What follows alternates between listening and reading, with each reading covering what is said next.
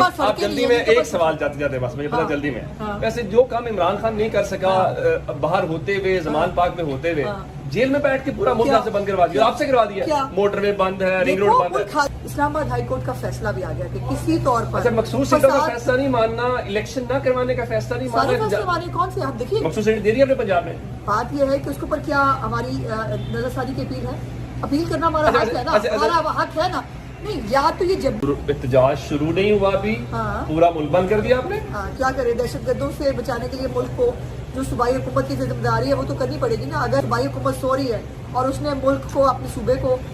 دہشت گردوں کے حوالے کر دیا ہے تو ہم تو اس کا لاہور سے کیا تعلق ہے دہشت گرد ہے مائنڈ سیٹ ایک جیسا ہوتا ہے دوسری بات یہ ہے کہ